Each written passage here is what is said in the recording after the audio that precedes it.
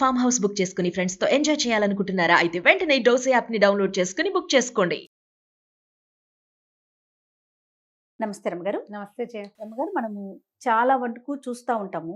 ఏదన్నా కష్టం వచ్చినా, మనం అనుకున్నది జరగకపోయినా ముందు భగవంతుని నిందించేస్తూ ఉంటాం. నేను ఇంత పూజలు చేస్తాను, ఇన్ని వ్రతాలు చేస్తాను, ఇంత చేస్తాను, అయినా కూడా నాకే కష్టాలు ఇస్తూ ఉంటాడు, ఛీ నేను నమ్మను అంటాం. దేవుణ్ణి మార్చేయటం ఇది ఒక రకం. తర్వాత మనము మీడియాలో చూస్తూ ఉంటాం, భగవంతుణ్ణి ఆ క్యారెక్టర్స్ని చాలా ఫన్గా క్రియేట్ చేసేయటం, నవ్వుకునే విధంగా ఉండటం.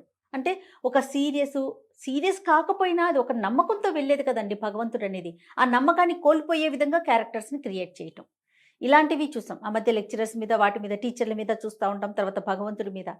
ఇవన్నీ కూడా అంటే సామాన్యులకి ఎట్లా వెళ్ళిపోతూ ఉంటుందంటే, ఆయన ఒక ఆట వస్తువులాగా మనకు కావాలనుకున్నప్పుడు ఇచ్చేయాలి, మనకి కావాల్సింది ఇవ్వకపోతే ఆయన భగవంతుడు కాదు. దూషించుకోవటం, మాట్లాడుకోవటం, ఇది అందరిలోనూ ఇట్లా ఉంటుందా? అందరు ఇట్లాగే చేస్తున్నారా? నాకు తెలిసి అంటే ఇదేదో కమ్యూనిటీ పరంగా మాట్లాడటం అని కాదు, కానీ కొన్ని కమ్యూనిటీస్, కొంతమంది ఒక కల్ట్లోనే ఇలా జరుగుతుంది. మిగతా కల్టులు అట్లా ఉండదు. చాలా కట్టుబడి, చాలా నియమంగా, నిబద్ధతతో ఉంటారేమో అనిపిస్తుందండి నాకు. దీనికి జయ అతి పరిచయాద్ అవజ్ఞ అని ఒక వాక్యం చెప్తారు. బాగా పరిచయం ఉంటే విలువ ఉండదు. మన పరిస్థితి, హిందువులు ఆ స్థితిలోకి వచ్చారని నేను అనుకుంటాను. ఇతర మతాలకి దైవాలు వాళ్ళని గురించిన విషయాలు ఏమీ తెలియదు వాళ్ళకి. అదేదో బ్రహ్మ పదార్థం అని ఒళ్ళు దగ్గర పెట్టుకుని ఉంటారు, జాగ్రత్తగా ఉంటారు. దైవారాధన విషయంలో అటు ఇటు అస్సలు. మనకి పురాణాలు ఇవన్నీ, వీటి వల్ల, ఎక్కువ పురాణాల వల్ల, వేద పరిజ్ఞానం ఉన్న వ్యక్తులు మనకు సమాజంలో విరివిగా కనపడడం వల్ల, దేవాలయాలు విస్తారంగా ఉండటం వల్ల, ఈ పురాణాలు వీటి వల్ల ప్రవచనాలు ఎక్కువ అవటం వల్ల, అవన్నీ వింటూ ఉండేసరికి వాళ్ళని మనం క్లోజ్ అనుకుంటాం. నువ్వు క్లోజ్ అనుకున్నా నాన్నని తాతని అవజ్ఞగా మాట్లాడతామా? మాట్లాడంగా ఎంత క్లోజ్ అయినా ఉండమా జాగ్రత్తగా? ఇప్పుడు ఎలా వస్తుంది, కాలం గడిచే కొందికి వీడికి అమ్మని తుస్కరిస్తాడు, నాన్నని తుస్కరిస్తాడు, తాతని, మా అమ్మని, అమ్మమ్మని. అతిగా గౌరవించవలసిన వ్యక్తులందరినీ అవజ్ఞగా మాట్లాడడమే మనం మీడియాలో చూస్తాము, నేర్చుకుంటాము. సినిమాల్లోనూ అంతే. టీచర్ల పట్ల, గురువుల పట్ల, బాబాగారుల పట్ల, ఎవరైనా బాబాలు, గురూజీలు ఉంటే వాళ్ళని హాస్యాస్పదంగా ఏవో రకరకాలు ఉంటాయి.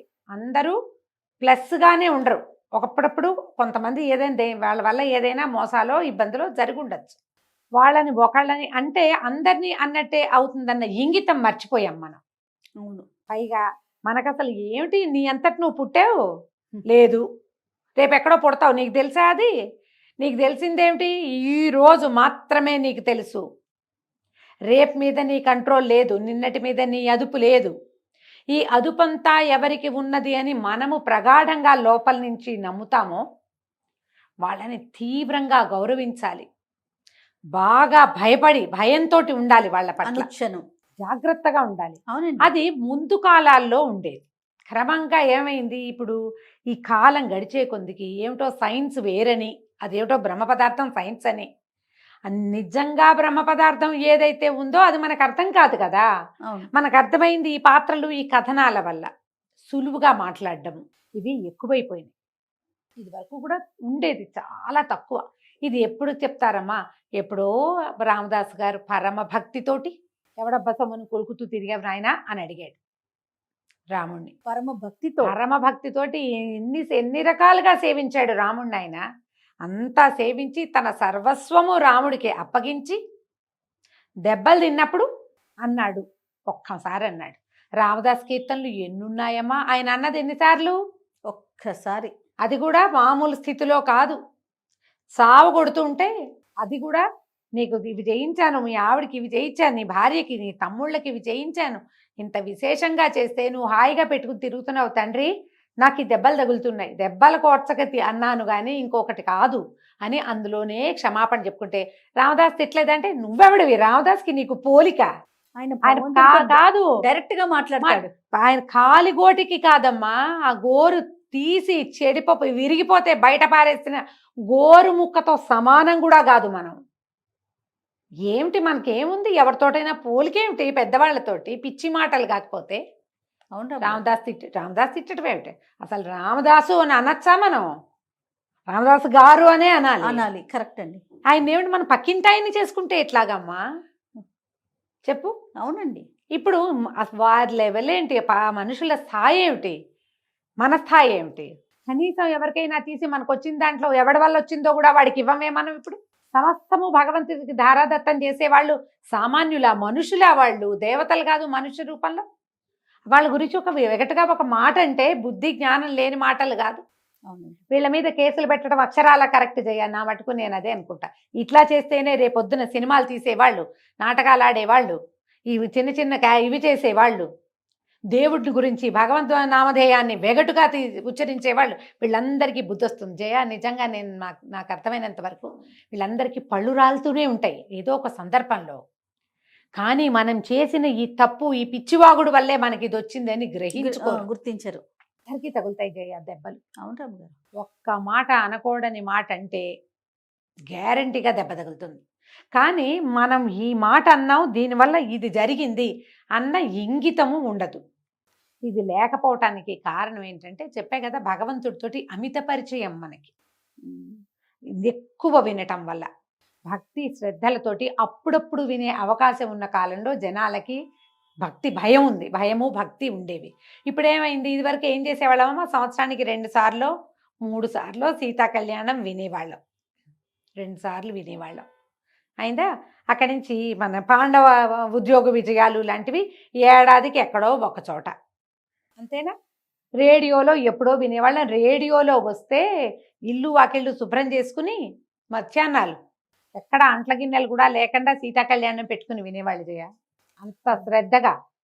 మనకి ఇంకో అవకాశం లేదు. ఇప్పుడేమైంది? నువ్వు ఫోను నిమిషం నిమిషం వింటావు ప్రవచనం, నిమిషం నిమిషం విని విని విని విని విని రాముడు మీ ఇంట్లో వాడని, కృష్ణుడు మీ పక్కింటాయనని, ద్రౌపదీదేవి ద్రౌపదేవి రుక్మిణీదేవి మన పెద్దక్కయ్యలో మేనమావ కూతుళ్ళో అని ఇలాంటి భావాల్లోకి వచ్చేస్తున్నాం. వీరిని మాట అనకూడదు, ఈ పేరు ఎత్తకూడదు, పేరు ఎత్తేందుకు కూడా మనకు అర్హత లేదు అన్న ఇంగితం పోయింది. కరెక్ట్ రాము గారు. 100 ప్రవచనాలు విని అన్నీ మనకు వచ్చు అనుకోవటం, వాటి మీద మళ్ళీ మాట్లాడటం. తర్వాత ఏమవుతుంది? రోజు మాట్లాడి మంచి మాటే మాట్లాడితే ఎట్లా, వెగటగా మాట్లాడాల్సి వచ్చినప్పుడు కూడా ఇవే పేర్లు తీసుకోవటం, అంతే కదా. అక్షర సత్యం. ఇదే జరుగుతోంది. పూర్వం అమ్మ తాతగారి పేరు పెడితే పిల్లలకి ఆ పేరుతో పిలిచేవాళ్ళు కాదు, ఆయన పేరుని ఆయన్ని గౌరవించేవారు. గౌరవించడం కోసం ఊరందరూ కూడా వాళ్ళకి వేరే పేరు ఉండేది. ఊరు వాళ్ళు కూడా ఆ పేరుని ఏదైనా కాగితాల మీద రాసేవాళ్ళు. కానీ పెద్ద ఆయన ఈ ఊరికి అన్నం పెట్టిన వాడు ఆయన పేరు ఎత్తకూడదని, ఆ పేరుని నోటితో పిలవకూడదని. ఇప్పుడు మీకు భగవంతుడు అంత సులువైపోవటం ఏమిటమ్మా కారణం? చెప్తున్నాగా, ఎంతసేపు వినడం, అన్నీ మాకు తెలుసు అనుకోవటం. ఏదైనా ఒక వాక్యం చెప్పాను, అదేంటండి మీరు ఇలా చెప్తారు, ఇలా కాదుటగా, అదటగా, అలా ఉందిటగా అని ప్రతి వాళ్ళని తాతకి దగ్గులు నేర్పినట్టు నేర్పుతూ ఉండటం.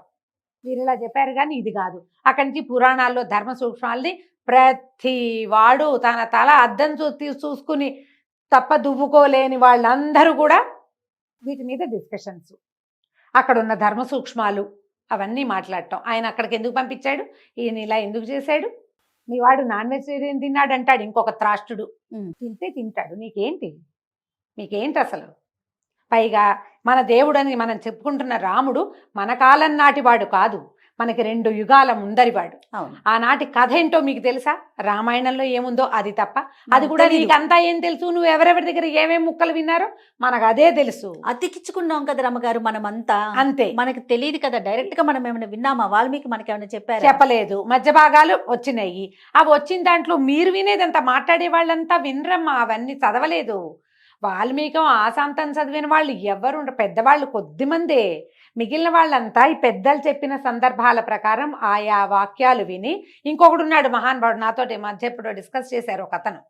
ఆయన ఇంగ్లీష్లో చదువుతాడు, ఇంగ్లీష్లో మీనింగు, ఆయనకి సంస్కృతము రాదు, తెలుగు రాదు. నువ్వు ఇంగ్లీష్ ద్వారా నువ్వు దీన్ని తెలుసుకుంటావు, దాని మీద ప్రశ్నిస్తావు.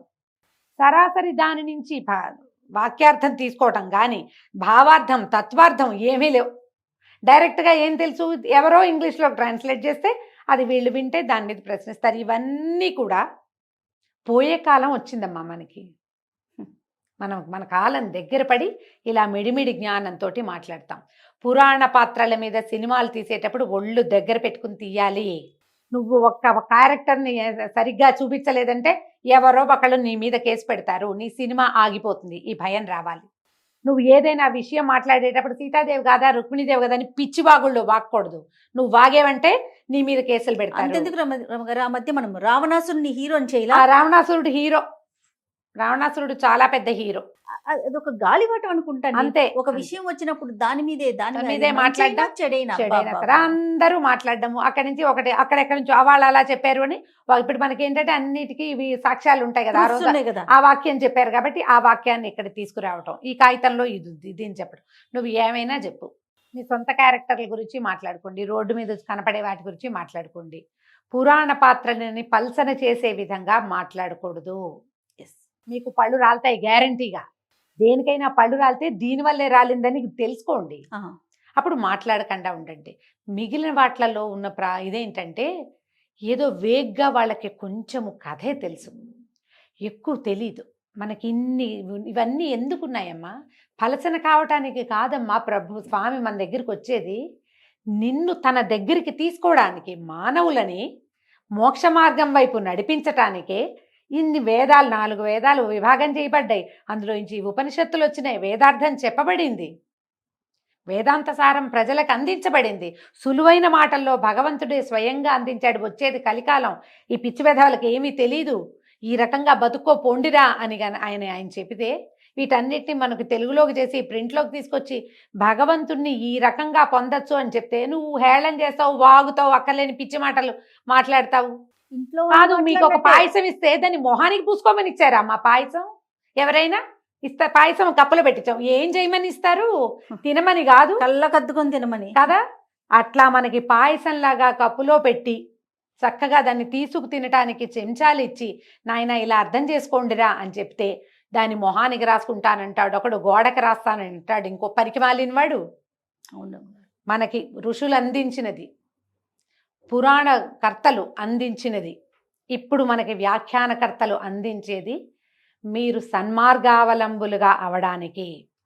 హిందూ సమాజం పక్కదోవలు పట్టకుండా, భగవంతుడిని మార్చేసే ప్రయత్నాలు చేయకుండా, నీకు ఏ ధర్మం చెప్పబడిందో దాంట్లోకి వెళ్ళు.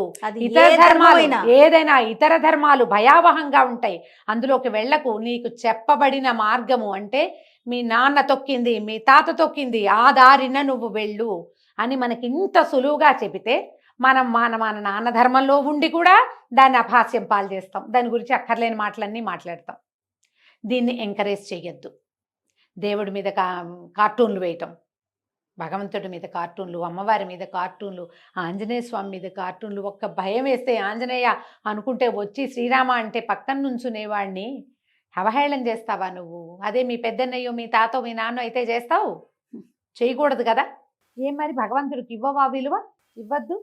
మిగిలిన వాళ్ళు దీన్ని ఇట్లా రాయంగానే, వాళ్ళు ఏదైనా ఒక జోక్ లాగా చూపించగానే ఈ పిచ్చి వేషాలు వేయొద్దు అని మొత్తం అందరూ పెట్టేయండి కామెంట్లు. ఇవి చెయ్యొద్దు, దీనివల్లే మనం ఇతరుల దగ్గర పలచనైపోతున్నాం. మన దైవం మన నాన్నని మనం రోడ్డు మీద పెడతామా? దాచుకోవద్దు, మన తండ్రిని గౌరవించుకోవద్దు. ఎందుకు అది తెలుసుకోరు? దయచేసి ఇన్ఫ్లుయెన్సర్స్ కానీ, సినిమాలు తీసే డైరెక్టర్లు, ప్రొడ్యూసర్లు, రైటర్లు ఎవరైనా సరే ఈ ధర్మాన్ని పెడదోవ పట్టించేలాంటి మార్గాన్ని తొక్కకండి. దానివల్ల మీకు డబ్బు వచ్చినా అది మీరు పైకి రావడానికి సుతరాము కాదు, మిమ్మల్ని వేరే మార్గానికి తీసుకుపోతుంది. అది ఇది శాపంలాగా వినపడిన అక్షరాల నిజం. శాపనార్థాలు పెడుతున్నాం అనుకోవద్దు. ఇది తప్పు, పొరపాటు. ఏముందో అది చెప్పండి. మీకు చెప్పడం రాదు, వాళ్ళు ఎవరో పెద్దవాళ్ళు చెప్తారు, వినండి కనీసము. జోలికి పోకండి, పోనీ దాటి జోలికి పోవద్దు. మీరు ఏం మాట్లాడాలన్నా సీత అంటారు, రుక్మిణి అంటారు, పాంచాలి అంటారు. ఏం మాటలు అవి? ఏం మాటలు? అవును రమ్మగారు, అక్కర్లేని మాటలు కదా. ఇలాంటివి చేసేటప్పుడు కనీసం పురాణ పాత్రలని, భగవంతుడి అంశావతారాలుగా భావించబడే స్వరూపాలని గురించి కానీ వెగటు మాటలు మానేయండి. ఎవరైనా మాట్లాడితే వాళ్ళని ప్రోత్సహించద్దు. నమస్తే. నమస్తే.